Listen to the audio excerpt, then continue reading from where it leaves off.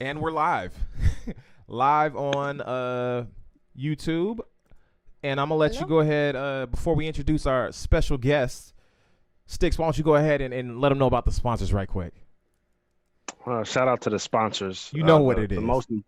The most important sponsors in our lives. Shout out to our mothers. Happy Mother's Day. First off and Without them, foremost. we wouldn't be here. They created us and we created the app. So you need to download the app to pay respect and homage to our mothers. Okay? Wait, This is time mom. out. No, we talking about my mother here. Okay. See, it started off You nice and sweet. you gonna respect my moms. I know that. But why do you have to be so aggressive and angry about it? Off the very top. But you're just so angry. What's going on? Off the top. This is mom. It's a good day, man. It's Mother's Day. You appreciate your mom. You should be happy. You should smile. And you're going to download the app. That's what you're going to do. And Or you can quit. sign up for free. Or quit, There's a free right. membership. Or quit the drums.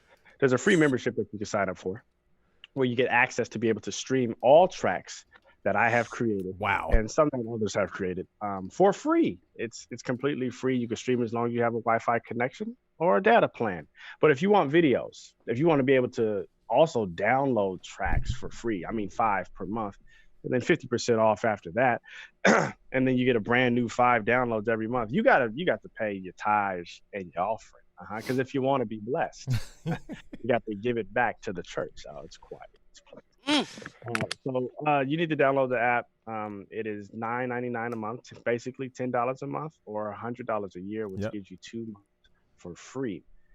We have a special guest on today who is also a mother. So happy Mother's Day to our Aunty. Yes, Can sir. you see the resemblance? Come on. Thank It's you. fine. Yes, I see the Irish in both of you. So Exactly. Drums in the background on my video, drums in the background on her video. Aunty taught me well. We got Aunt Sheila in the Bill Diane. Okay. Wow, the Bill Diane? Is that what you just said? Bill Diane. Wow. G. Wow. Anyway, shout out to our special guest, Aunty Sheila. Happy Mother's Day to you. How are you doing on today? I'm good. Feeling good. Glad to be here. You know. I think it's amazing that we get to have you on for a bunch of different reasons. But before we get into those reasons, I want to first of all shout out to the people who are joining us in the live. Shout out to Charles Gray, to Jacquee Dixon, to Beto Plays. Yeah, man. Shout out to y'all. And as more people roll in, if you see me looking to my left, it's because my computer is over. Well, it would be to the right on the screen, but I'm looking to my left. It's because my computer screen is actually to my left. My webcam is in front of me. So that's that. But let me tell you guys a little about who we are getting ready to have this conversation with. Aunty Sheila, as we call her.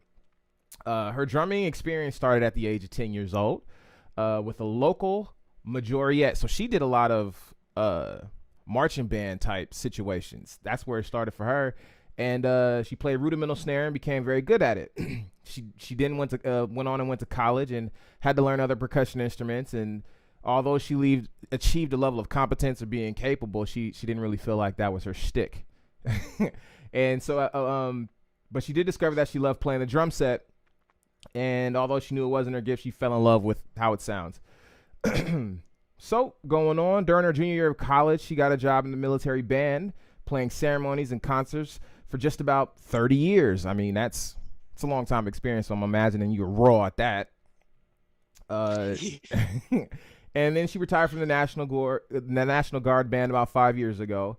Almost it doesn't get retirement pay till 60, almost there.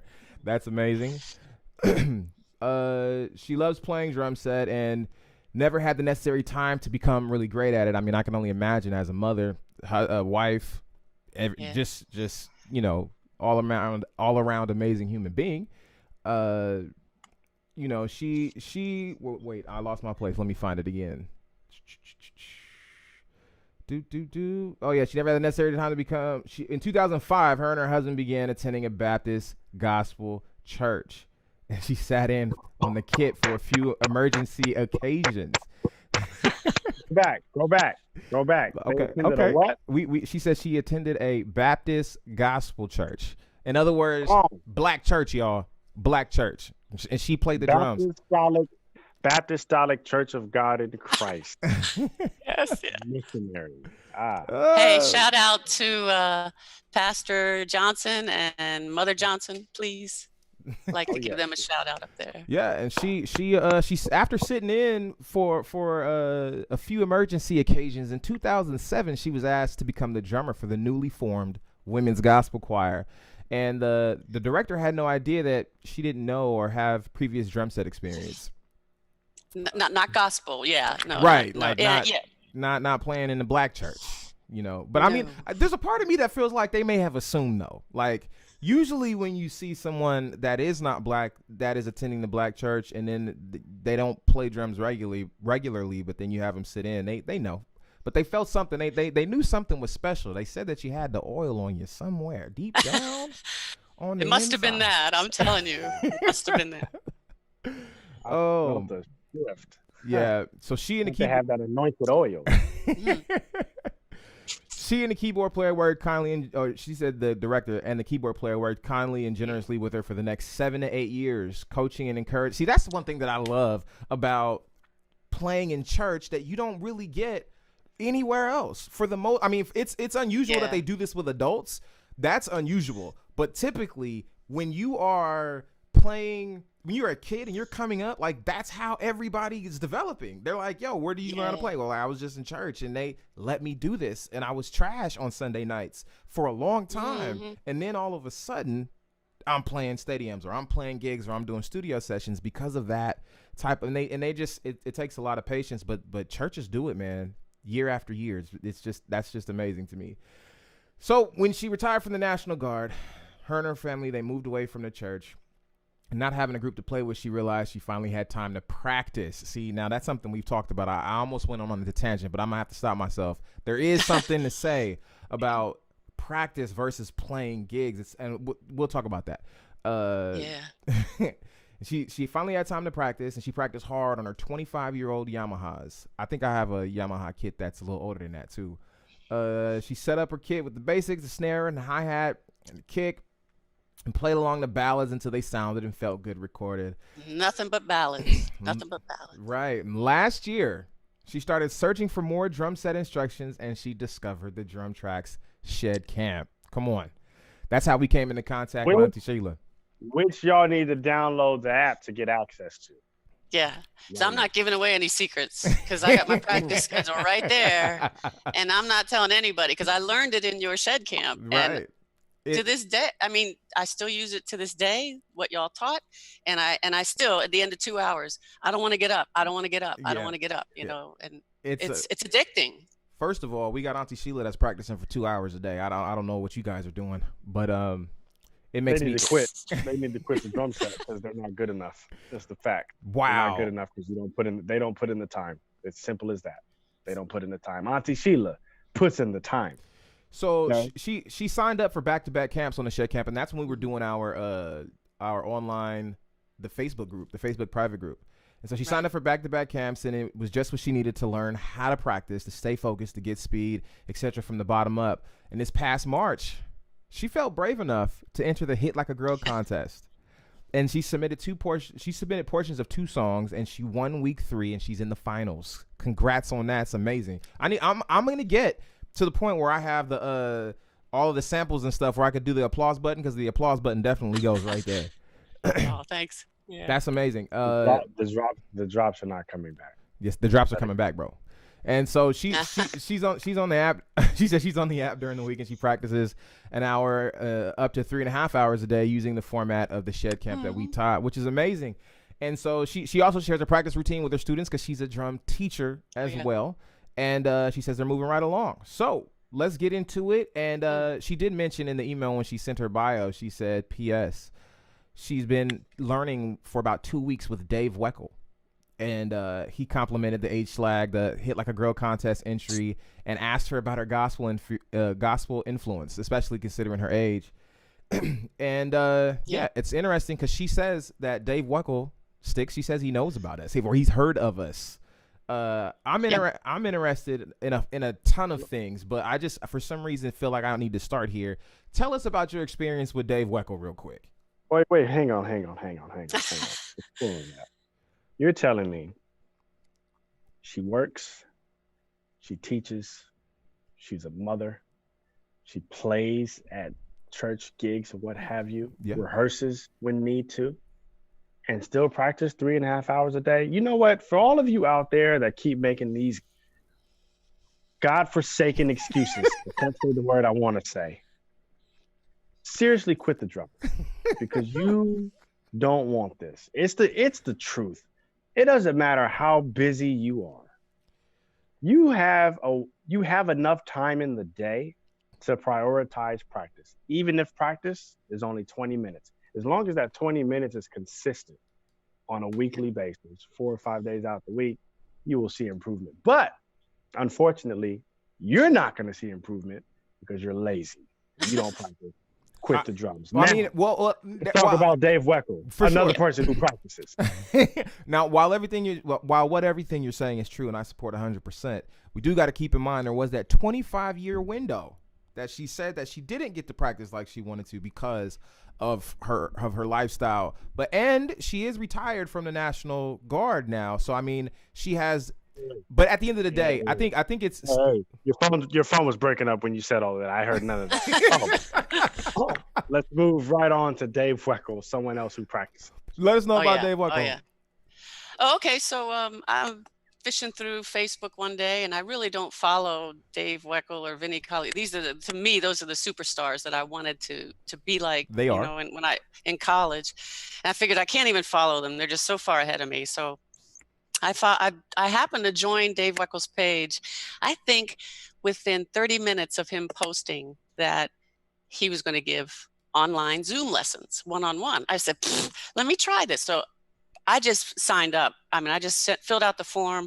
I think I must have been one of the first 1 or 2. I did not even expect a response because he had 4 categories. He said, are you beginner, intermediate, advanced, or pro? And then he wants you to write a little about yourself. And I didn't know what to check. So I said, look, I didn't know what to check because if you're the gauge of pro, then I'm a beginner intermediate or an intermediate beginner or maybe a beginner. You know, I don't even know. Right. So filled it in, sent it. I mean, within 24 hours, I got an email. Hey, we got your form. I thought, okay, that's it. I let it go. But that night, I got a personal email from Dave Weckl and said, hey, Sheila, looking forward to meeting you. When can you do it? How much time do you want? You know?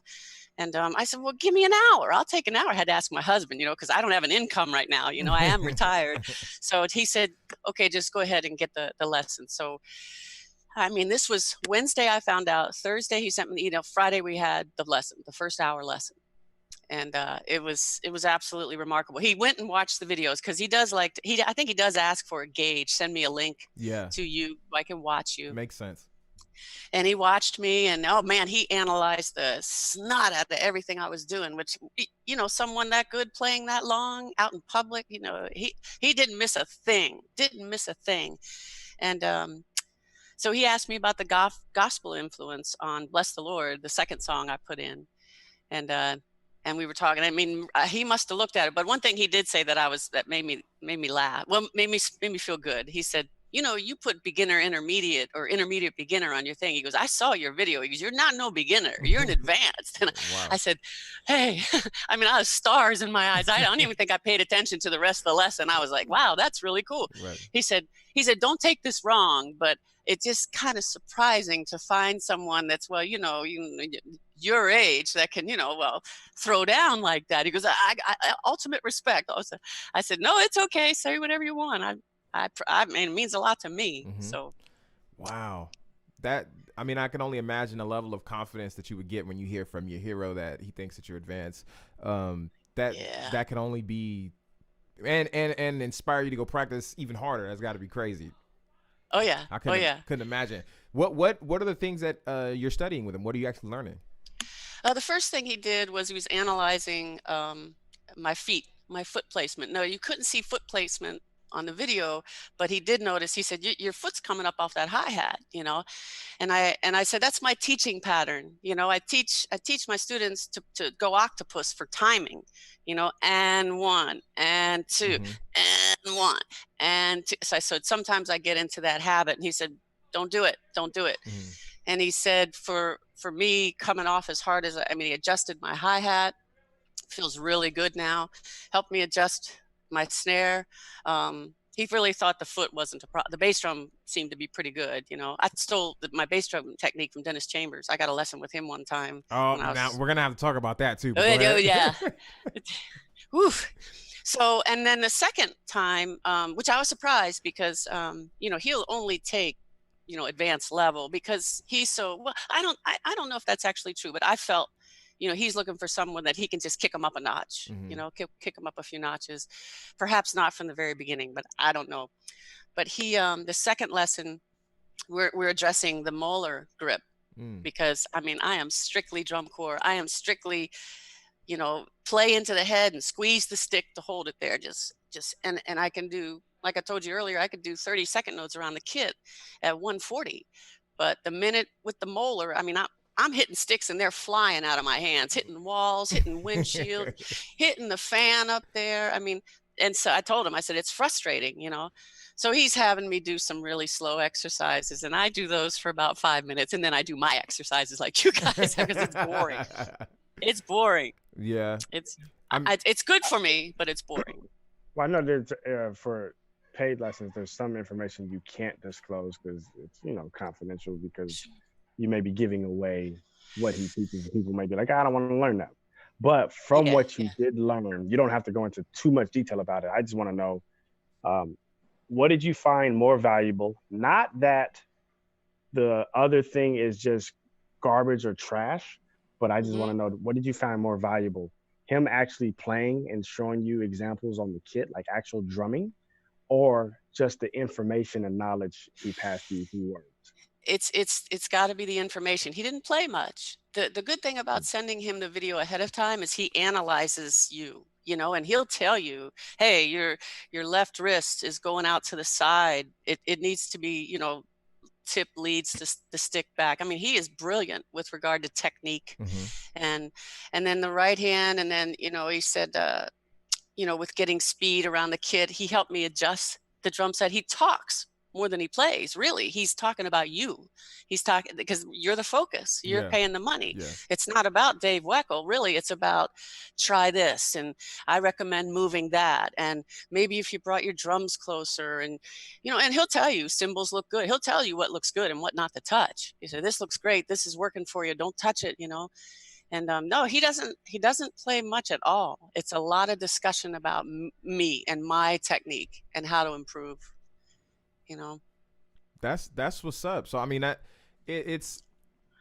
that's incredible. I want to know about your lesson with Dennis Chambers and how that happened. Okay. He's in Baltimore. Because Dennis Chambers has been one of my favorites forever. I remember watching In the Pocket DVD, the Serious Moves DVD is amazing. I call him the Great Chambino. Okay. Yeah, I like that. Yeah. Oof. I think, like I told you in my bio, I had a lot of time to practice the kit, but I was always doing ceremonies and parades and concerts. I never had time to really dive in and actually get the experience playing it. So he announces through one of the Baltimore music stores that he's going to give lessons. He's in town.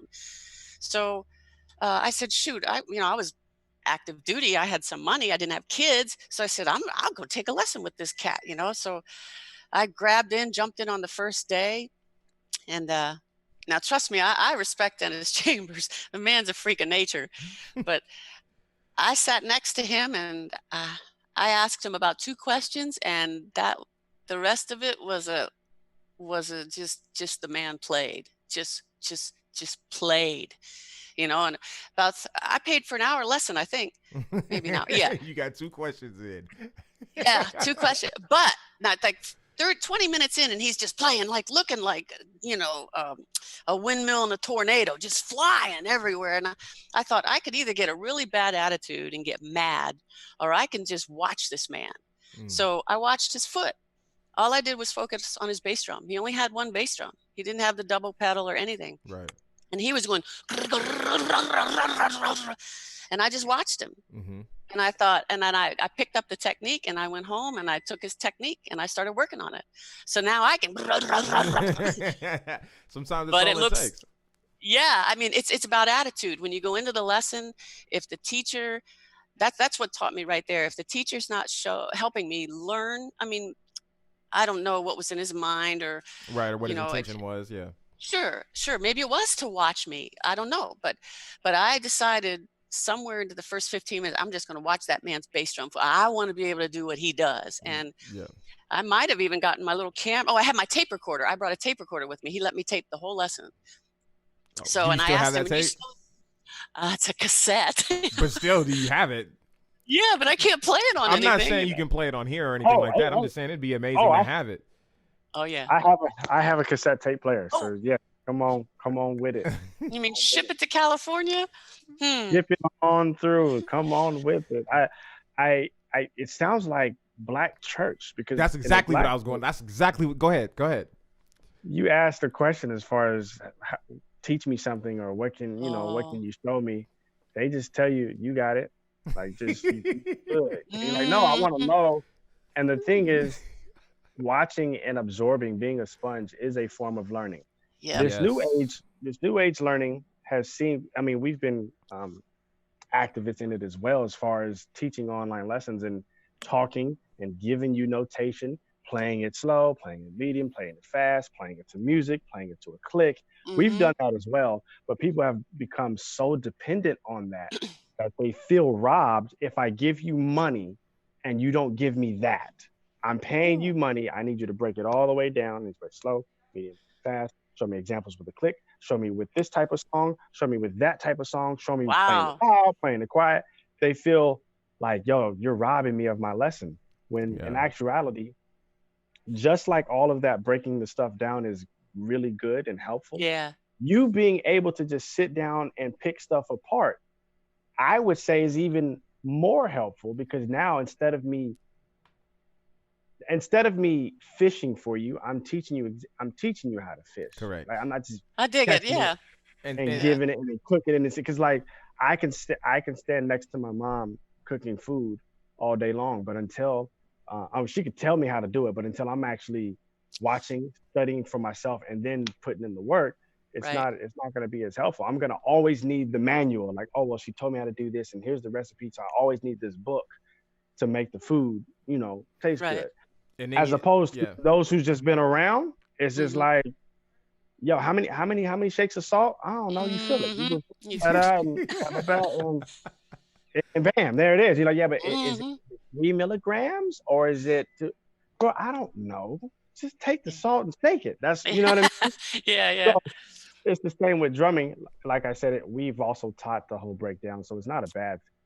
But the fact that you're able to sit down, study what you want to study, and then go home and take it, it's almost like you're stronger, because people will ask questions on, well, what's that foot technique? And then when it doesn't work out for them, they need to call someone again.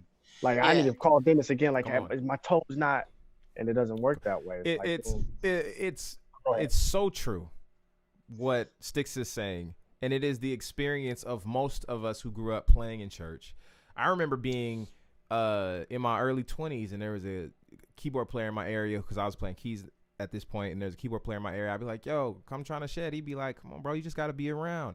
And but it's true, because what happens is once you end up being around, and you can't just listen one time. See, he let you record that session, so you can listen over and over and over again. But it's like learning any other language, because we continue to talk about music as a language. There's people who go to school and they try. I mean, I took 4 years of French. 4 years in high school of French, but the only and I got, at the time I was relatively conversational, but the only reason why is because I had friends who went to the school from Haiti who spoke French fluently, and I told them only speak to me in French, and so that was the only way that I was able to start picking things up. But if I was just learning in school, and all the other people who were just taking it in the class and reading the books, and the teacher breaking it down and all the grammar structure of the language. They couldn't speak it. It was just too much. But if you immerse yourself in the culture and you immerse yourself in you'll end up understanding, even if you don't.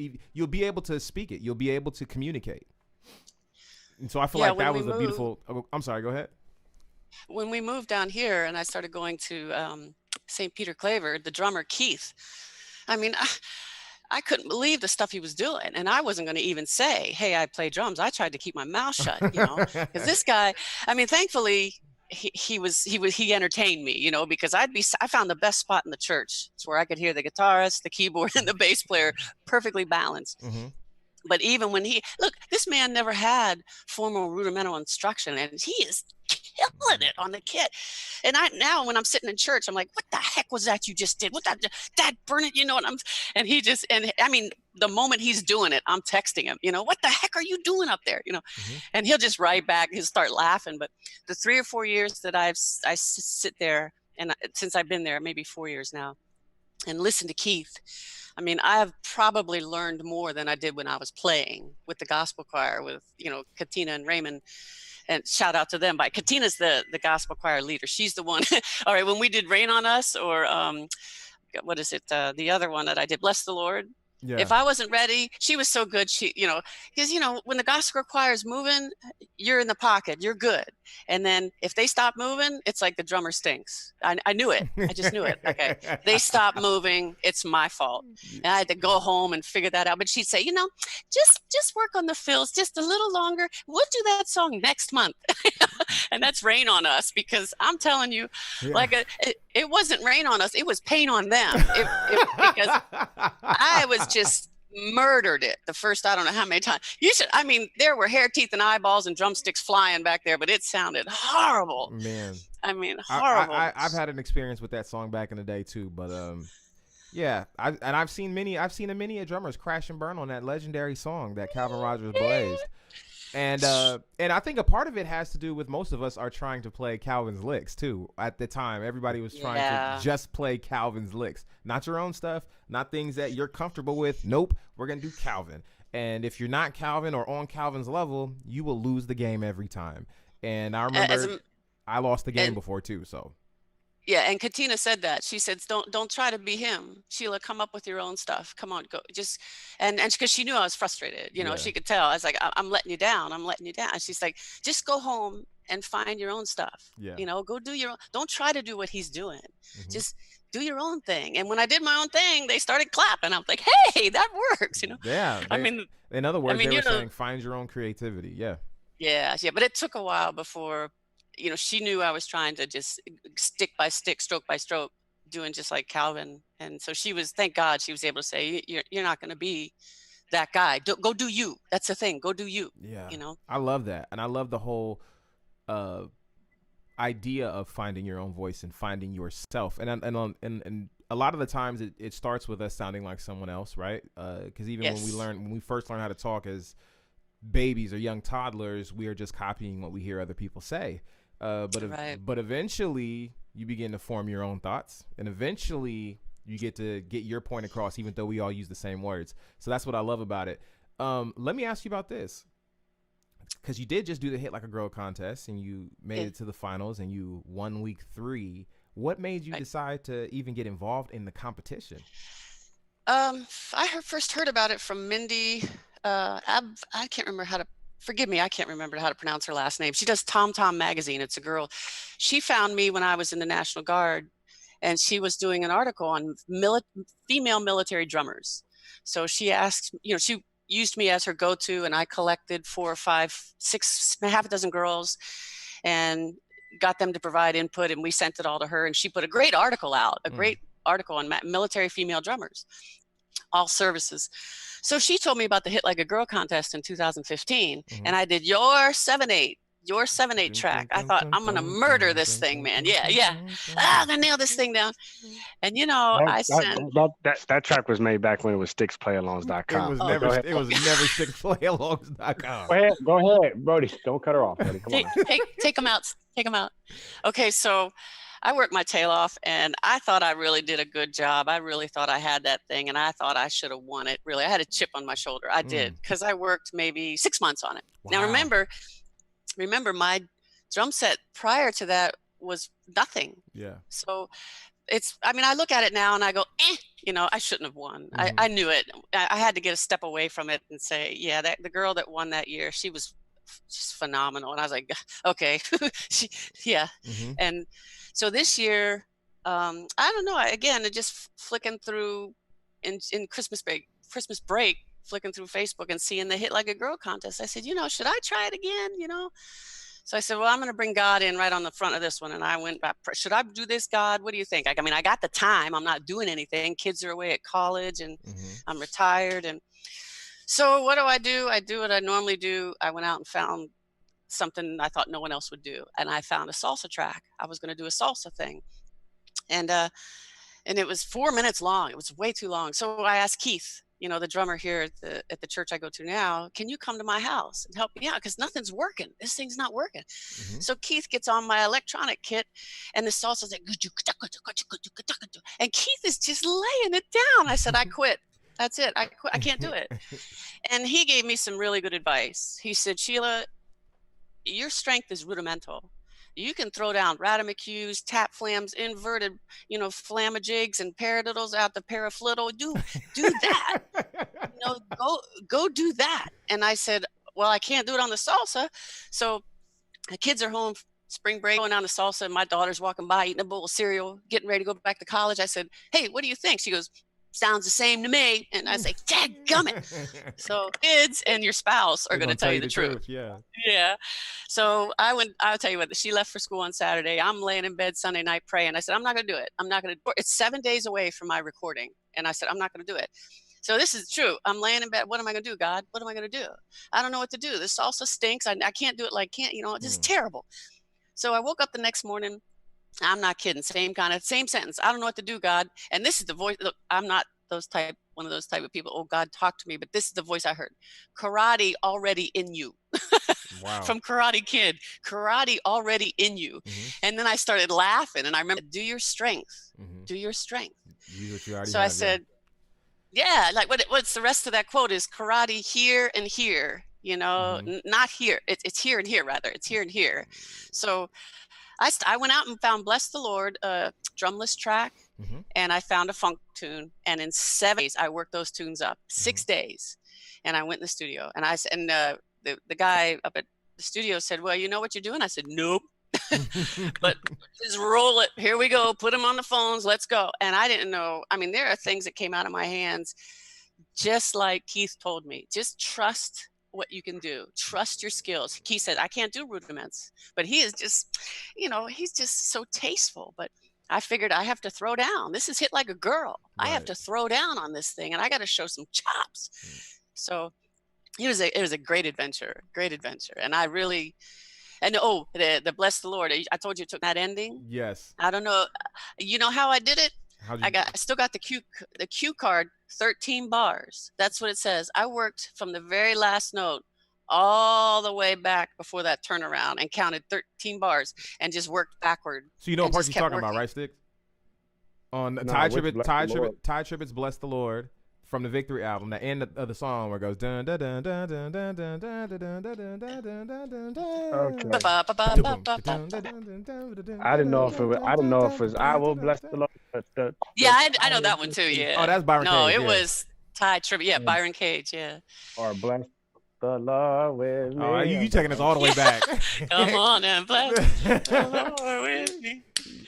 Yeah. Well, right. I got to tell you guys something funny. I was at gospel drumming. I was blown, teaching all my students, telling them how different it was. And one of my older students, and he's your age, 40s, 30s, 40s, wherever you go. And he said, well, you've been playing gospel for 7 years. What's the one thing that you would say is different from R&B and country and pop and what's the one thing that's different? I said, there's 2 rules in gospel drumming that I've learned. This is Sheila's 2 rules. Number 1 is never overplay. And number 2 is overplay all the time. And if you can figure out which one of those to use, you're set. And they're like, this guy went like this. Woo! That doesn't make any sense. I said, trust me. It does if you don't think about it. Yeah. She said, rule number 1. Listen, it's quiet. No, that's the truth. Playing in the gospel church, because I know. Well, it also depends on the genre you're in and the type of church. Because I played I grew up in a Baptist church where they wasn't allowing you to hit toms like that. But I've been to another Baptist church where the drummer's murdering. So it is a whole. He's murdering, and then when I sit down next, the bass player is like lock in. Okay. Yeah.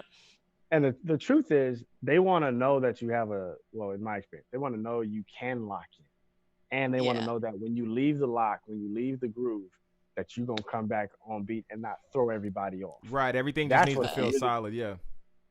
yeah. So you can Yeah. overplay, but don't you have us out here lost? Don't you have it to where you're dragging or you're speeding up or you're not hitting the proper hits? Like, nah, we ain't doing all that. Or you're taking away But from the yeah, song. Yeah. Yeah. yeah. So like you can't blaze during the verse. Wait, broken down. Let her get her shine. But all the setups for the transitions, apps blaze all through that. Okay, when we get to Yeah. the vamp, when we get to the drive, family, when the whole band is feeling it, you can go in. And then Right. there's times like drum breaks where if you're playing funk music, California, drum breaks is you just play the groove of the song. Yeah. So Right. gospel music, you get a drum break. That's your time to be creative, if you will. Like, yo, how can I go in without throwing everybody off? And Yep. it could be playing a lot of fills with the snare on the backbeat. It could be crashing on the one every time. It could be certain nuances that keeps people in line. Keeping your left foot on the Yeah. hi-hat, keeping a pulse so that people know where the one is. You have that freedom to be free, but you have the responsibility of keeping everybody on beat. And of course, nowadays, you get even more freedom because they got rhythm tracks keeping everybody on beat. So it's Yep. like, oh, drummer, Yeah. you could just go crazy because we got in the background, everybody can hear it, even in the house. You have the Mm-hmm. Yep. so like, hey, there's no reason why you guys should ever be lost. I can do whatever it is that I want. So you are absolutely correct. Don't overplay, but overplay all the time. That's a good Yeah. motto. You just had to, I just told him, you just have to know which one to do when. That's what I've discovered. If I'm not tired yet, you better not do anything. You're Right. the Right. railroad tracks and you Yeah. don't move. You Yeah. know, It all depends. It really does. Yeah. And it's one of those things you can just feel it. You'll know. And if you don't know, they'll let you know. Okay. Yeah. If you decide that it's time to go in and it's not, you will find out that you were wrong about that. Yeah. I've heard stories. This hasn't happened to me, but I've heard stories of a pastor literally telling the band, like stopping the song and telling the band, listen, everybody, all y'all are going on a fast after what I just heard. Everybody's going on a fast. You're not doing that again. In the microphone. Like 21 days. Hey, Brody, After that, you need prayer. You need to pray and fast. You're going on a fast after this. Brody, you remember God playing the 6/8 groove, opening for Molly. But you brought it up the last 3 podcasts in a row. This is the 3rd podcast in a row you brought this guy up. So he was playing a 6/8 groove over a 4/4. No, he was vice playing. versa. He was playing throw up. He was playing throw up and puke over a 6/8 ballad. Listen, Aunty, the 6/8 ballad. I'm gonna tell you. Yeah, listen, yeah. during the verse, he went in. The 6/8 is like a boom, and he decided to spaz.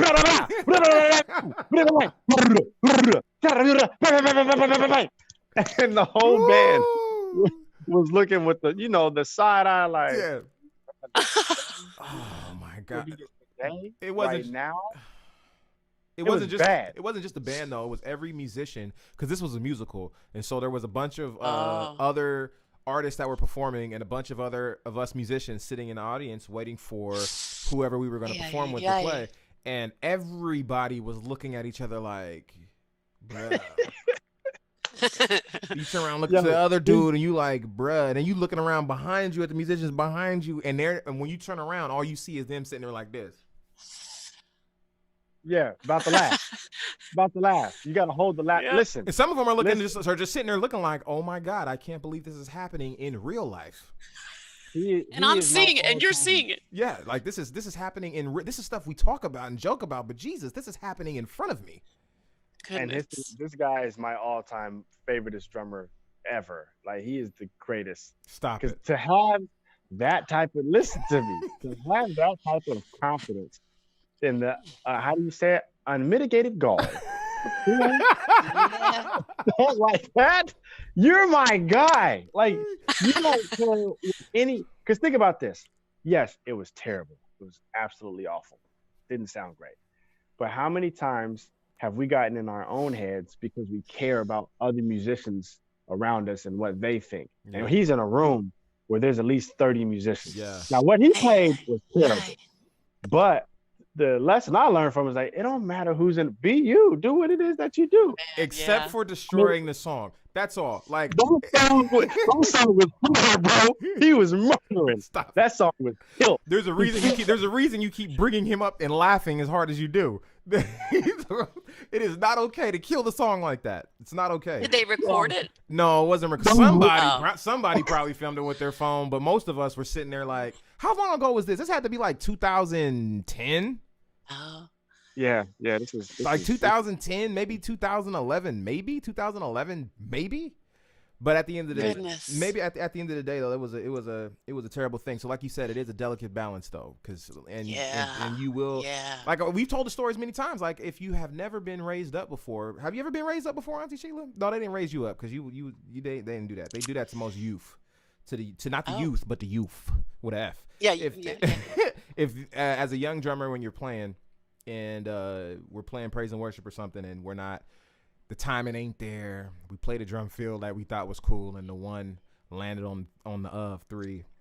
Yeah. That's when they point to another drummer that is in the audience and tell them to go get you off the drums.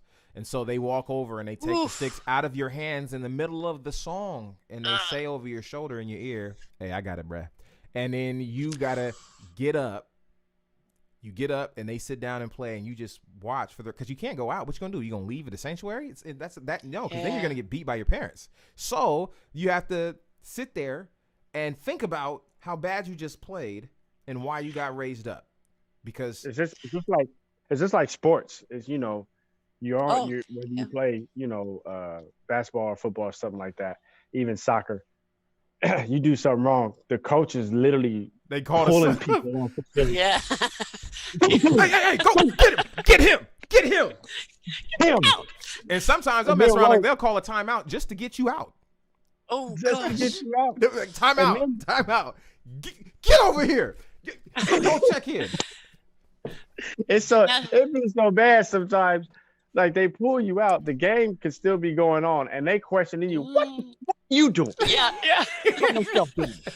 And if you try to answer, you get in more trouble. Oh, Coach, gosh, I don't want to hear nothing. Sit your tail. Man, I'm telling you.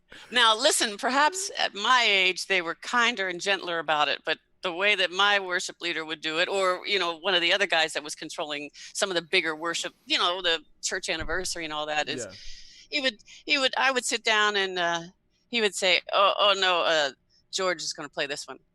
Oh, so that's when whatever well, I you mean, call at least it. that happened before the song. I mean, and you knew at least. But that does let you know that okay, they don't think they don't think that I'm good enough to play this song, and I can see how that could hurt. But what sucks is if you're in the middle of the song that they did let you play, and then didn't have that happen. Then they change their mind because they realize they've made a mistake, and they say, you know what? We're not going to even wait till this thing is over. We're going to get you off now. Oh my gosh! Because they live by the scripture that says the latter shall be greater, and because they believe that, they're gonna be like, you know what? It's okay. It's not. It's not about how we started. It's about to be about how we finish this thing. Yeah, the first shall be last. The first one, get off. Yeah. Oh gosh. I had 2 experiences of being raised up. I've talked about it on a previous podcast, but on the flip side, I have been asked to raise someone up, but not during the service. It was during a rehearsal. And knowing what it's like to be nervous in front of a drummer who's better than you, or you could possibly be raised up. Now that I'm on the other side of it, where people will call me, hey, you get on, you play it, you do it. I do one service. I did do one. There was one service. There was one offering. It wasn't even the full, song where it's just watching the choir. It's during the offering, people walking around, and they had me hop on in front of the kid. Yeah. And I raised them up, but the difference is, when they raised them up, as soon as the song was done, I got in his ear and was like, "Yo, this is what they're looking for, A, B, C, something quick." It wasn't like, "Hey, listen, do you know your rudiments?" Or do you not play, play a samba groove? It needs to be samba. Like, it was something basic like, hey man, hey, accent the snare, and then when you kick on the one, kick with the crash. Like you're not giving the bam, like give him the bam. You know what I mean? And then I stayed up there and was giving him hand signals, like bam. Oh, like the front row, right? Yeah. Right next to the organ. Like, yo, this is how you do it. When I was raised up back in the day, they didn't tell you. You just knew that you messed up. You messed up, and they stayed on the rest of the service. Yep. And you sat, watched these guy or girl, whoever it was that raised you up, play the rest of the joint, and you just got to, wallow in your own pity. And I said, I don't want to do that anymore. And it does it's kind of like a, how do you say it? Like constructive love, I guess, in a way. You know what I mean? Like tough love. You know what I mean? But I've been on that other side, so I can't be tough loving on the young kids now. It's like, nah, I see what's wrong. What are you talking about? You tell all of our Drum Tracks app followers to quit every time you get a chance. That's right. Like you're trying literally to raise everybody up and for them to never get back on the kit again. It's literally what you do. I'm telling them because they're not practicing or putting in the time. And if that's how they feel at church on Sunday nights during testimony service. Okay, hold on. Yeah. I'm gonna ask you this. You're a teacher, okay? If you taught a student, matter of fact, let's take it to your mother's side. You're a mother. When your kids come home with homework, okay, and you spent all this time during the week saying, all right, here's your math. 2 + 3 is 5. 5 + 5 is 10. Okay, and they go, okay, yeah, 2 + 3 is 5. 5 + okay, 10. Cool. Then you write down 3 + 2, and your child goes, is it 6? What do you do? Okay, do you not get hot? Like, you know what? Yeah. Just quit. Just leave. Just stop. And that's what's happened with the drumming, where it's like, hey, I've given you this lick, note for note, verbatim, and then you tag me in a video, and you don't even play the notes right. I'm just like, gosh, just stop. You're not even putting in.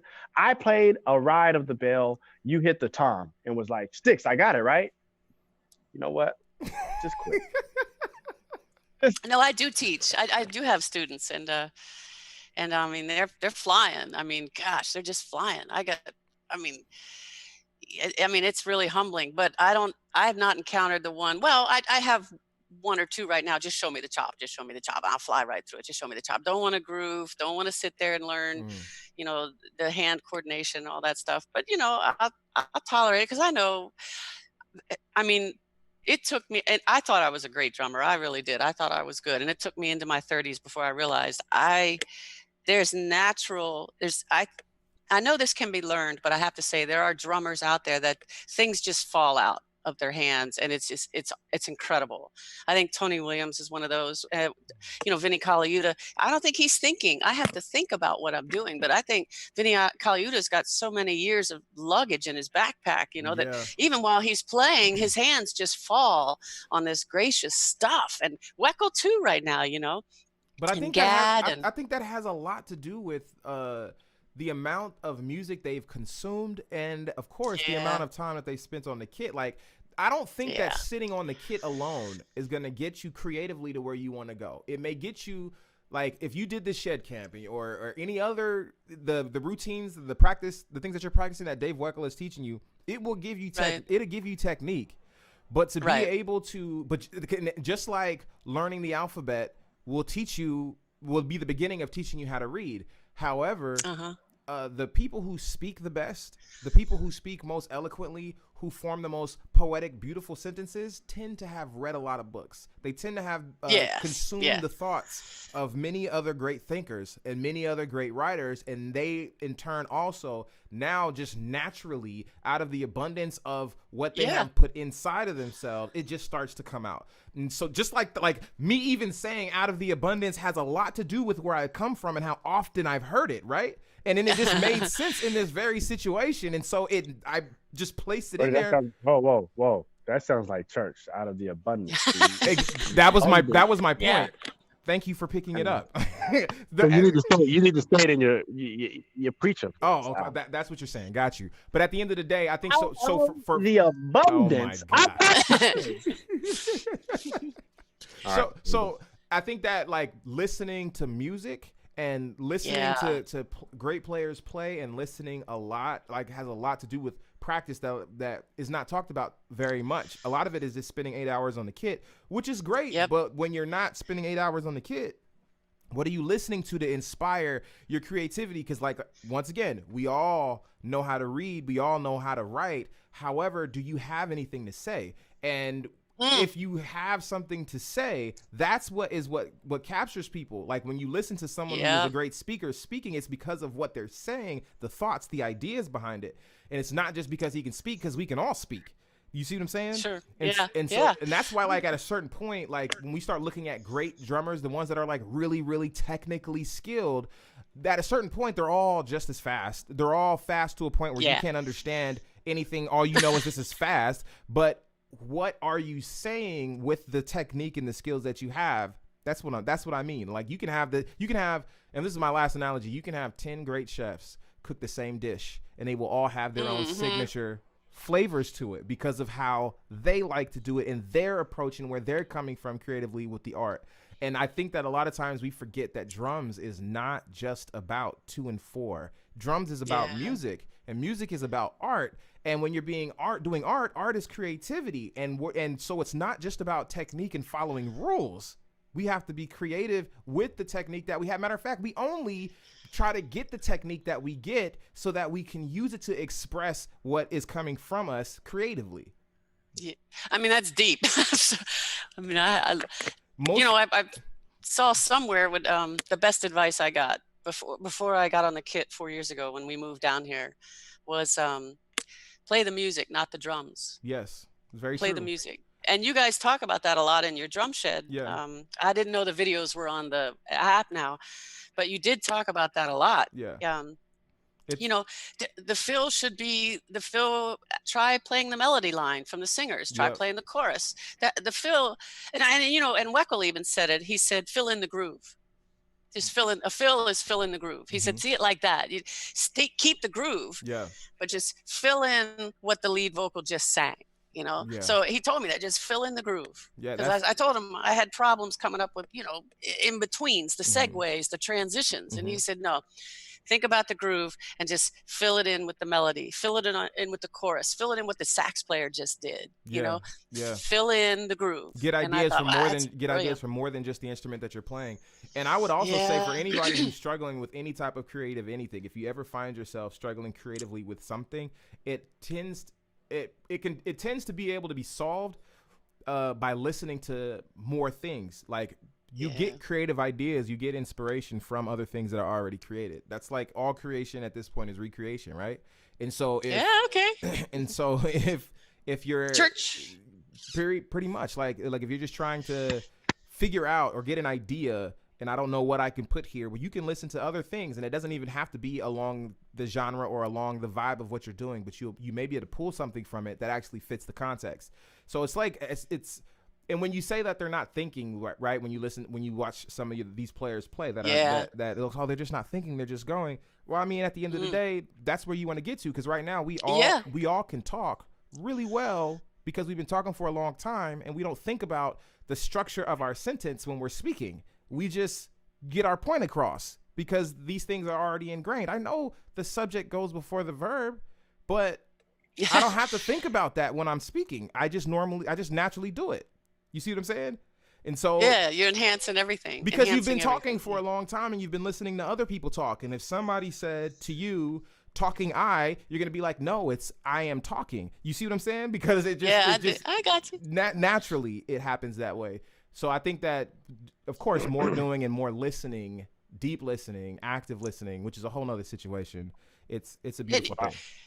I want to interject here. I do got to get out of here soon. We're doing a big family get together for my Mother's Day, but I want to ask Aunty Sheila 3 questions. The first one is, what are you listening to currently? Currently, I'm listening to Nate Smith's new album right now. I gotta check that out. Is it good? Oh my gosh. You know, actually, Dave Weckl and I were talking about it. That man's cymbals are all the way up to the ceiling. And I said, how do you reach them? And Dave Weckl said, God bless youth. He said, God bless youth. Youth. You know, I can't. And I said, but the man, oh my gosh, it's unbelievable with the Fearless Flyers. I mean, oh my gosh. I'm just, it's all that old school funk. It's the 70s, you know, Mahavishnu type funk happening again. So I'm listening to that. JD Beck, watching him, listening to him. And then, I don't know, his keyboard player, Domi or whatever her name is. Domi, yeah. Oh, phenomenal. Domi Keys? Gosh, yeah. The girl from, I think she's from France. Steals everything. I'm sorry. I mean, no offense to JD Beck, heck of a hester, but when they put out a new video, I just focus right in on her and just watch her. I mean, she's got the thing bouncing all over the place and throwing down the wildest chords. I can't believe it. Yeah. Let me see. I recently, right now, just downloaded 4 tracks from the app, and I'm concentrating on them. So that's what I'm doing. Dope. Those are the things I'm listening to right now, because with your tracks, I get to be creative. Yes. When you put out a track and you put out you playing it, I mute it. I don't want to do what you do. I want to see what I can come up with. Right. Yep. And so I want to see what you can come up with too. I'm tearing one of them up. I'm going to surprise you, gentlemen. I'm telling you, I got a surprise for you. Well, listen, tag me in it. I'm proud of this. That's what's up. This is not a one of the 3 questions, but what is your IG handle? I don't know if you're on. Are you on Instagram? Yeah, it's on the screen. Somar Drummers 1. Well, actually, I just created my own because of you guys, and it's Aunty Sheila. Oh, let me switch Aunty Drumshe. Let me switch it while we're on the podcast. Yeah, because I put up the one you that you sent me. Well, that was mine until it was recommended from someone on Hit Like the Girl that I should really have my own page. Yeah, it's Aunty Drumshe, and then it just says Sheila Klotz. Hold on, they gonna while Sticks is asking you the next question, they're gonna see it switch. Yeah, go ahead, Sticks. The next question. Well, real quick. I'm sorry. Hold on, real quick. What's the spelling on that? AUNTIE and then the underscore. So AUNTIE underscore. But I'm following you guys. I know, but we want everyone who's watching the podcast to follow you. And when we post this on clips on Instagram, we want them to follow you as well. So AUNTIE and then underscore, then drum, and then underscore she. And I'm trying to find out how to make it go. I want to follow you back. I didn't know. Yeah, I wish you would. Okay. And try to make it. I'm trying to figure out how to make my profile. What do you call it when Public? people can see it? Yeah. Are you have an iPhone or you have a? Yeah. I'm going to privacy or settings. Which one is it? Account privacy. Oh, I just found it. Okay. There. Now it's public. Okay. I'm technologically challenged. I will tell you that. So. It's all good. You guys got it. The next question is what are the things that you are working on practice-wise? Okay, let me see. I'm working on making up my own 2-bar chops. Okay, and that's I've got a 16th note chop going to a quarter note triplet chop going to 8th notes. And then ending on the and. I'm working 2 or 3 chops there. I'm working on right now getting back into my independence, because this cat came into the Air Force Band when I was 20, Ronnie Shaw, and got me into the syncopation book. And I mean, your feet are going chicka, chicka, chicka, chicka, and your hands are doing inverted paraflabadiddles all over the place. And I'm back in that book again. And then I'm doing a version of the Mozambique, right? But the left foot's going chick, chick, chick, the right foot's going boom, chick, doom, doom, doom, doom. And I'm reading the Will Coxon solos over top of that just for fun, man. And I'm actually, it's killing me, but I love it, because it's not for any good reason other than, it keeps my feet going and it keeps my legs in shape. And I want to see can I do it, And then, y'all songs. I'm working on y'all songs. Fields, Grandation, and the Advanced Shout. I'm working on those right now. That advanced shout. That one's gonna take a minute. The Advanced Shout. That's number 3 of 3. Listen, that one's hard for me to play, and I wrote it. Oh gosh, man. Listen. Don't wait till the battle is over. Oh my goodness. Right now. I felt something right there, Bishop. Okay, my final question, excuse me. My final question is no particular order. Give us your top 5 favorite drummers of all time, dead or alive. Does not matter. Top 5, no particular order. No particular order. That's good. So that would have to be Tony Williams, Jeff Porcaro. Okay. Gee, I love Billy Cobham with the old Mahavishnu stuff. Billy Cobham was dope. You know, gosh, man, just ridiculous. And of course, Kali Yuta and Weckel, you know. And so if I had to do a separate but equal list, that would be all the gospel drummers. I mean, definitely. I mean, you guys are extremely influential, and I'm just not blowing smoke at you. Trust me, I'm not. I mean, that's the truth, because working with you guys for a year, I just can't believe the difference in my desire to practice and my playing. That's what's up. That's beautiful. And then Nate Smith, obviously, and JD Beck right now. So that's like a lifetime list, and then there's a right now list. And you know, all the gospel drummers, the names you gave me earlier, that I didn't know their names, but I was playing their stuff. Yeah. So Brody, you see how she just said she's inspired even more to practice after rocking with us for a year. So me telling drummers to quit works. I mean, that would only no. Wait, time out. That would only be true if you had told Auntie Sheila to quit a bunch of times in our camp, which you didn't do. So you can't compare that and say that it's working. You gotta compare apples to apples here. You don't know that. It's working. Wait, first of all, I don't think you told Auntie Sheila to quit during the podcast, or not during the podcast, but during the camps that we did last year, the year before. You can't prove any of that information you just said. And you can't prove that you did. Yes, I can. How? I have it on my old cell phone that doesn't turn on anymore. So you're just gonna lie on Auntie Sheila? It's all no. I'm telling. I said to quit. She kept going. This works. Oh, okay. You have to do another drum shed. You have to, because I'm not going to give away all your secrets. Oh, you talking about doing the online Facebook group? Yeah, I mean, it's something we're considering. I mean, look, Sammy is. I'm still in touch with Sammy, Raphael, all those guys. Yes. We got tight. You know, we got really tight. It was, and the support that everybody felt, the challenges that we were doing during the weeks. It really was a good thing, and I think it's something that we should do again. I don't know when we're gonna do it, if we'll do it this year, if we'll do it next year, but it is something that we should do again, because it's not just about getting good. It's about creating that community that people feel like they feel encouraged, they feel like doing the work, because they know that they're not doing it by themselves, and they get to see everyone else's results, and they get encouraged, and they want to continue. Like it's a whole thing. It's a vibe. I totally get it. It really was. And when I would see Raphael or Sammy, or gosh, there's one more gentleman that I stay in touch with, and they were just chops light years ahead of me. I wasn't intimidated. I wasn't bummed out. I was like, dadgummit, you know, it threw me right back on the kit. Yeah. It may be in the way that they worded their posts. It was very humble, you know, and we also put our weaknesses out there. Remember that? We were also putting our mistakes, and maybe that's what it was. But no one was, you know, made humiliated or put down or embarrassed. And It felt. I think you're 100% right, and I think it's a beautiful thing when you can put out, I'm struggling with this, and I'm getting frustrated when I practice. I'm trying to do this, or you put something out. I think I got this down, but you can get the feedback to be like, actually, your doubles are like smashed, and you need to work on it this way. Try this out, and then they can see the difference, and you have a mirror.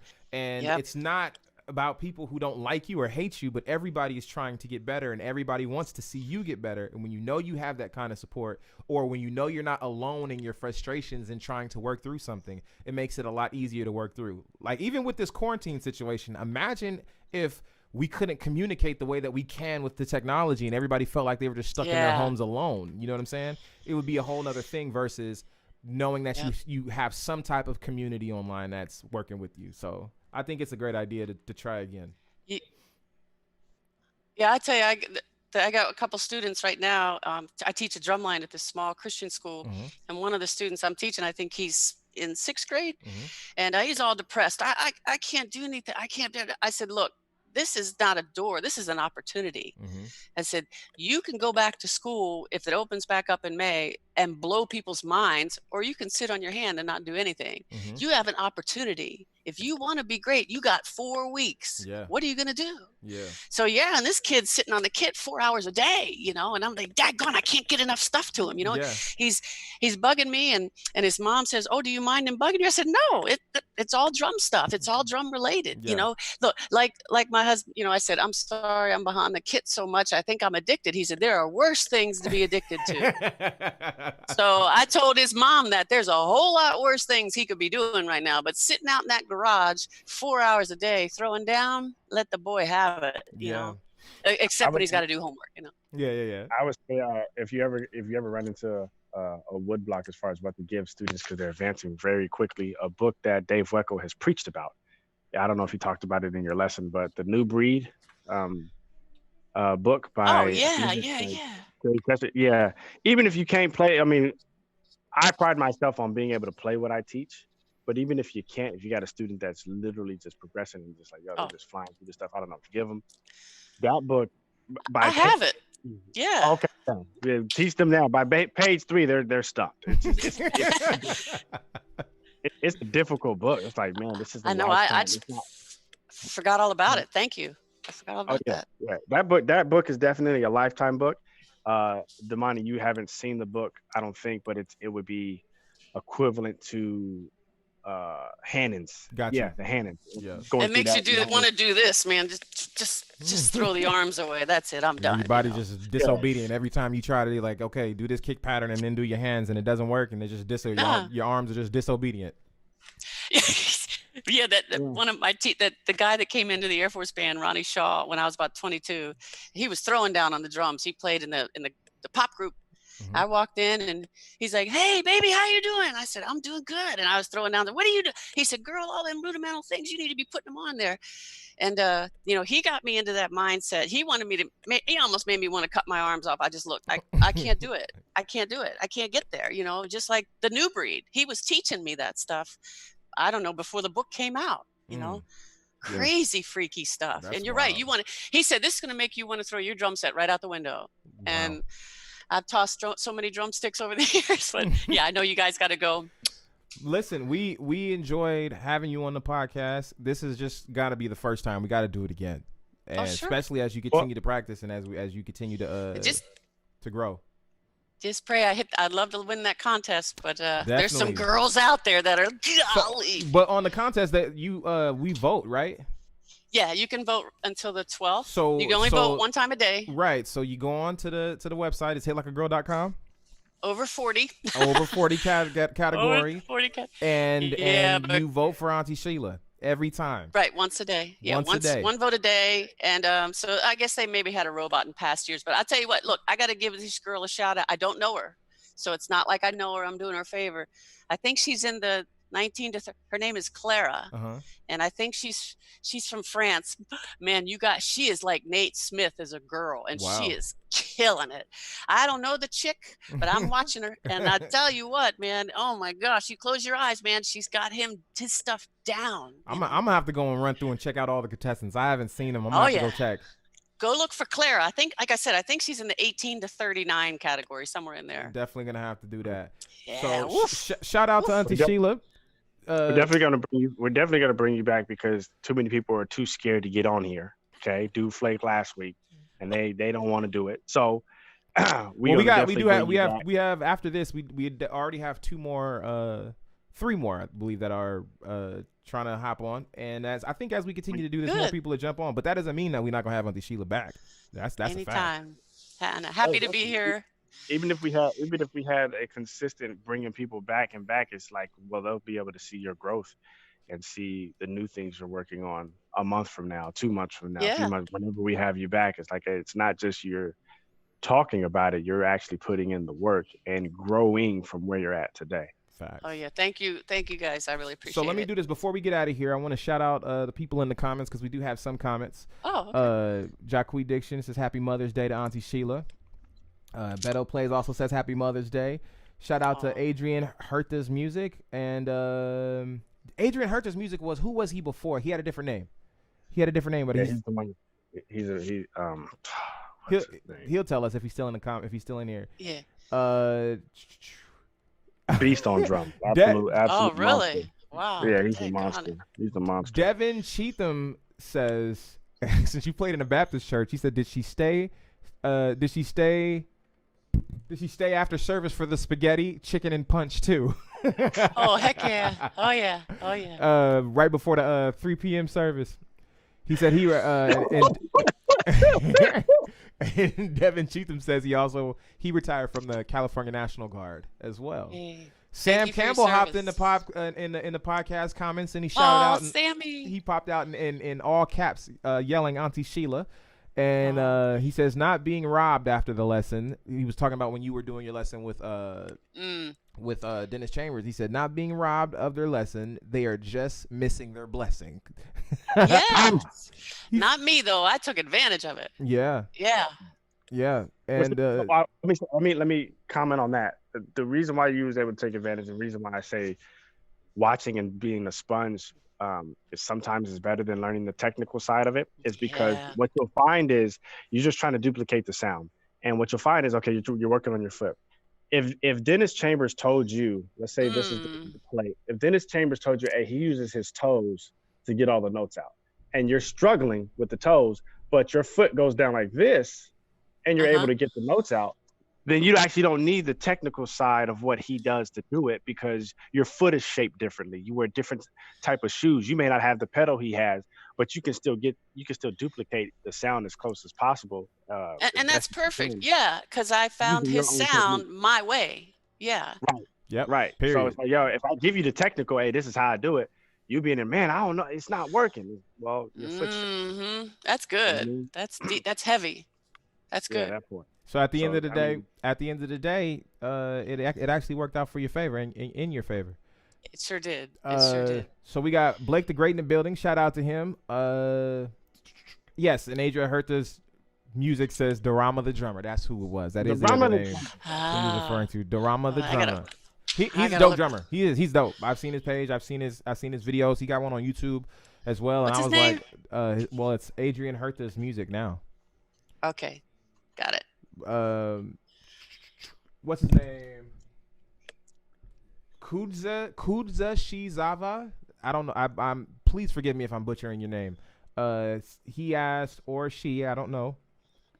What's the Facebook group? And the Facebook group was something we did with the Shed Camp. Now the Shed Camp is on the Drum Tracks app. The whole Shed Camp, all of the videos, the workouts, the sheds, the instructional videos before it that teach you how to do the moves. Our whole we called it the what do we call it? The starter. I forget what we called it, but it's that section. All of it is on there. However, when we did the Facebook group, we did the modified hand speed camp, which is also on the app too. And what we did was we had a private group where we jumped in with them. I was doing the camp with them, posting videos every day. There was a group of us where we basically became a community where we did the camp together, and we went for 30 days. We checked in daily. We checked in. Sticks hopped in every week to give a new challenge, and we were giving feedback to you guys, so you know that you would know if you were doing it right. You would see your progress. We did the speed test together. Everybody did the speed test in the beginning, in the middle, and the end. That was one of the most exciting parts when you did the speed test at the beginning, and then actually in the middle, just in 2 weeks. To be able to see that you were actually progressing was amazing, because we were tracking it, and then at the end you could see how much further you've progressed. And so when you leave the group, you were actually left with the tools to continue to progress on your own. And we ended up doing that group twice, and shoot, half the people that were in the first group were joining the second group. That's right. And that's right. Raphael, Sammy, and so it was pretty cool. So at the end of the day, it's something that we may do again. We have to figure out when that'll be possible, and I think it's something that is worth doing. So we'll figure that out. And you should, because really, I mean, you were checking in on us every day. Yeah. Y'all personally commented on our video every day. Yeah. You're just analyzing us, Yeah. and if hands-on attention, and everyone likes to feel good, and Yeah. and everyone likes attention. So I hope you do it again. Really, Yeah. I'll be in there. Well, that's all the comments. Y'all know what it is. Drum Tracks app. If you haven't downloaded the app, you can download it in the App Store, on the Google Play Store. Unfortunately, it's not on a desktop for desktop computers or anything like that right now, but it is for all mobile devices, tablets, iPads, and cell phones. So, yeah. And until next time, I'm Damani, the founder of the Drum Tracks. We got Sticks, the co-founder of the Drum Tracks app, and we got Aunty Sheila. And Sticks playing along. Oh my God. And we got Aunty Sheila in the building. Happy Mother's Day, and we signing off. We'll catch you guys. Thank you. Love you guys. Say her IG. Say her IG out loud. It is on the screen, but I will say it out loud one more time. It is Aunty_drum_she. SHE. That's for those listening on SoundCloud and all iTunes, of that for sure. And if you go to the show notes or whatever in whatever whatever podcast app you're listening to, you'll see the information there as well. So all right, thank you, gentlemen. Yep, and all right, and we'll holler at y'all later. YouTube, peace. Thank you. Bye bye. And that is the end of the stream.